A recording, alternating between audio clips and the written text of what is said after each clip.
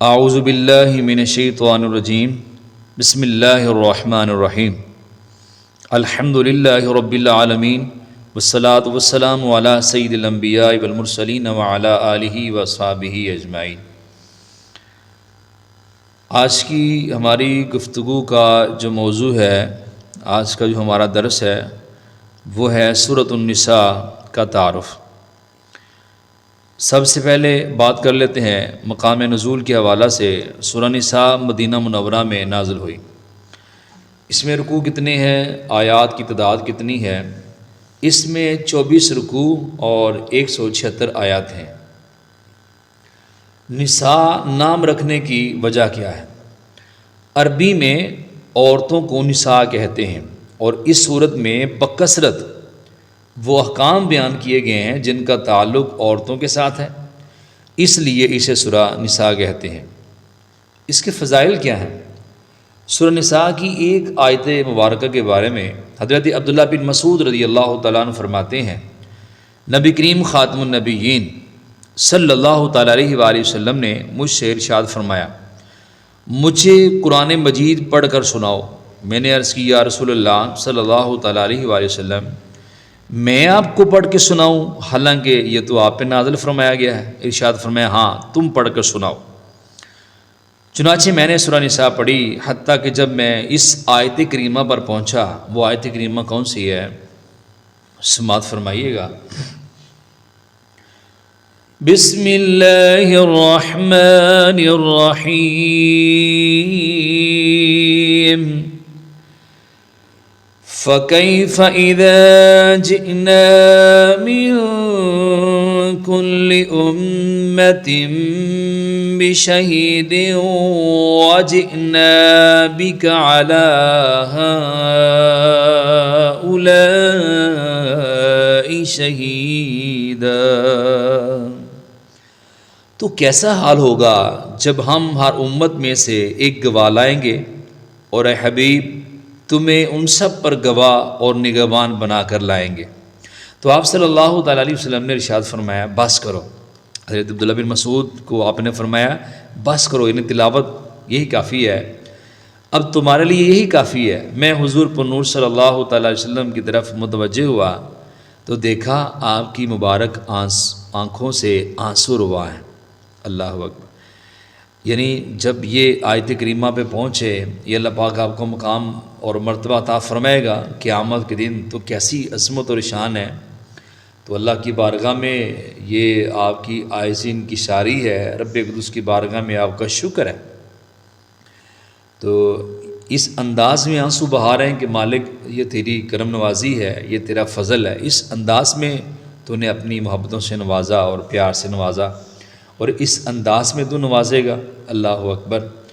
تو اس کا مطلب یہ ہے کہ ہمیں بھی اللہ پاک نے جو نعمت عطا فرمائی ہے اور پیارے آقا صلی اللہ تعالیٰ علیہ وآلہ وسلم کا ہمیں امتی بنایا ہے، تو اللہ رب العزت کی بارگاہ میں، اس کی بارگاہ میں ضرور رونا چاہیے۔ یہ خوشی کے آنسو ہوتے ہیں اور اظہار تشکر ہوتا ہے اللہ کی بارگاہ میں، اور شکر ادا کرنے والا جو ہوتا ہے اللہ پاک کو یہ بڑا پسند ہے۔ حضرت عمر فاروق رضی اللہ عنہ فرماتے ہیں، سورہ بقرہ، سورہ نساء، سورہ مائدہ، سورہ حج اور سورہ نور سیکھو، کیونکہ ان صورتوں میں فرض علوم بیان کیے گئے ہیں۔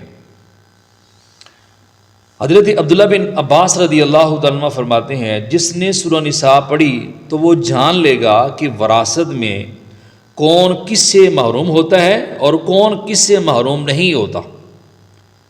اس کے بعد ہے چوتھی فضیلت، حضرت عمر رضی اللہ عنہ فرماتے ہیں، جس نے سورہ بقرہ، سورہ آل عمران اور سورہ نساء پڑھی تو وہ اللہ تعالیٰ کی بارگاہ میں حکمت والے لوگوں میں سے لکھا جائے گا۔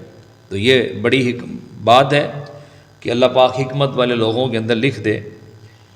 اس کے اندر مضامین کون سے ہیں؟ اس صورت کا مرکزی مضمون یہ ہے کہ اس میں یتیم بچوں اور عورتوں کے حقوق اور ان سے متعلق احکام بیان کیے گئے ہیں۔ جیسے یتیم بچوں کے مال کو اپنے مال میں ملا کر کھا جانے کو بڑا گناہ قرار دیا گیا۔ یعنی یتیم کا مال ہو تو اپنے مال کے اندر ملا کے کھا لینا، یا اس کا خرچ کر رہے ہیں تو اس میں سے 2 نمبری کر کے اس کو استعمال کر لینا، کھا لینا، اس کے کھاتے میں ڈال دینا، یہ سارا کا سارا گناہ کبیرہ ہے۔ ناسمجھ یتیم بچوں کا مال ان کے حوالے کرنے سے منع کیا گیا ہے۔ چھوٹے ہیں تو ابھی مال اپنے پاس رکھیں، جب سمجھدار ہو جائیں گے اور جب وہ شادی کے قابل اور سمجھدار ہو جائیں تو ان کا مال ان کے سپرد کر دینے کا حکم بھی دیا گیا ہے کہ واپس کر دینا ان کو۔ یتیموں کے مال ناحق کھا جانے پر وعید جو ہے وہ بھی بیان کی گئی ہے کہ اس کی وعید کیا، اگر جو کھائے گا تو پھر اس کو سزا کیا ملے گی۔ اسی طرح عورتوں کا مہر انہیں دینے کا حکم دیا گیا ہے، اور مہر سے متعلق چند اور مسائل بیان کیے گئے ہیں۔ میراث کے مال میں عورتوں کے باقاعدہ حصے مقرر کیے گئے ہیں۔ ان عورتوں کا ذکر کیا گیا جن سے نسب، رضاعت اور مصاہرت کی وجہ سے ہمیشہ کے لیے نکاح حرام ہے، اور جن عورتوں سے کسی سبب کی وجہ سے عارضی طور پر نکاح حرام ہے۔ ایک سے زیادہ عورتوں کے ساتھ شادی کرنے کے احکام بیان کیے گئے ہیں، اور نافرمان عورت کی اصلاح کا طریقہ بھی اس کے اندر ذکر کیا گیا ہے۔ اس کے علاوہ اس کے اندر یہ مضامین بھی ہیں: والدین، رشتہ داروں، یتیموں، مسکینوں، قریبی اور دور کے پڑوسیوں، مسافروں اور لونڈی غلاموں کے ساتھ حسن سلوک اور بھلائی کرنے کا حکم دیا گیا ہے۔ میراث کے احکام تفصیل کے ساتھ بیان کیے گئے۔ کن لوگوں کی توبہ مقبول ہے اور کن کی توبہ قبول نہیں کی جائے گی۔ شوہر بیوی کے ایک دوسرے پر حقوق اور ازدواجی زندگی کے رہنما اصول بیان کیے گئے۔ مال اور خون میں مسلمانوں کے اجتماعی معاملات کے حکام بیان کیے گئے۔ کبیرہ گناہوں سے بچنے کی فضیلت بیان کی گئی۔ حسد سے بچنے کا حکم دیا گیا، یہ بہت بڑی بیماری ہے حسد۔ نیز تکبر، بخل اور ریاکاری کی مذمت بیان کی گئی ہے اس کے اندر۔ جہاد کے بارے میں احکامات بیان کیے گئے ہیں۔ قاتل کے بارے میں احکام، ہجرت کے بارے میں احکام اور نماز خوف کا طریقہ اس کے اندر بیان کیا گیا ہے۔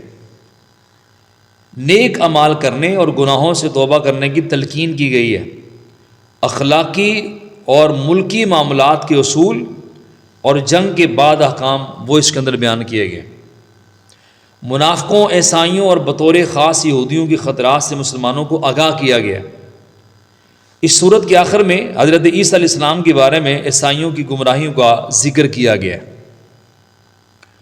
سورہ نساء کی اپنے سے ماں قبل صورت آل عمران کے ساتھ کئی طرح سے مناسبت ہے، جیسے سورہ آل عمران کے آخر میں مسلمانوں کو تقوی اور پرہیزگاری اختیار کرنے کا حکم دیا گیا تھا، اور سورہ نساء کی ابتدا میں تمام لوگوں کو اس چیز کا حکم دیا گیا ہے جس نے فرمایا یا ایھا الناس اتقوا ربکم الذی خلقکم من نفس واحدہ وخلق منها زوجها وبث منهما رجالا کثیرا ونساء واتقوا اللہ الذی تساءلون به والارحام ان اللہ کان علیکم رقیبا۔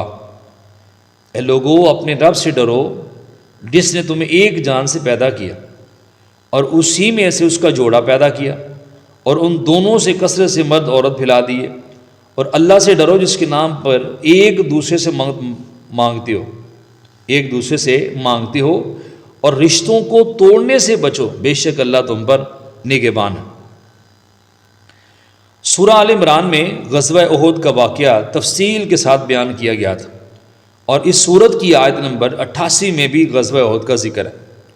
سورہ آل عمران میں غزوہ احد کے بعد ہونے والے غزوہ حمراء الاسد کا ذکر ہے، اور اس سورت کی آیت نمبر 104 میں بھی اس غزوے کی طرف اشارہ کیا گیا ہے۔ دونوں صورتوں میں یہودیوں اور عیسائیوں کے حضرت عیسیٰ علیہ السلام کے بارے میں جو باطل نظریات ہیں ان کا رد کیا گیا ہے۔ اس لیے میں اپنے دوست احباب سے یہ گزارش کرتا ہوں، جو بھی سن رہے ہیں، دوست احباب ہیں، میری مائیں بہنیں بیٹیاں ہیں، اصل میں قرآن پاک کس مقصد کے لیے دنیا میں تشریف لایا ہے، اس قرآن مجید فرقان حمید کو پڑھا جائے، اس کو سنا جائے، سمجھا جائے اور اس کے اوپر عمل کی کوشش کی جائے۔ اللہ پاک برکت عطا فرماتا ہے، اللہ پاک مدد بھی فرماتا ہے۔ تو اس لیے ہم نے یہ سلسلہ شروع کیا کہ قرآن مجید فرقان حمید کی جو صورتیں ہیں ان کا تعارف کیا ہے۔ تعارف کے اندر یہ ہوتا ہے کہ پورا خلاصہ بیان ہو جاتا ہے کہ اس صورت میں کیا کیا بیان ہوا ہے، تو پڑھنے کے اندر سمجھنے کے اندر زیادہ آسانی ہوتی ہے، اور پھر یہ کہ اللہ پاک عمل کی توفیق بھی عطا فرما دیتا ہے۔ تو اس کو پڑھیں، سمجھیں، اس پر عمل کریں، اور جہاں تک ہو سکے اس کو آگے پھیلائیں۔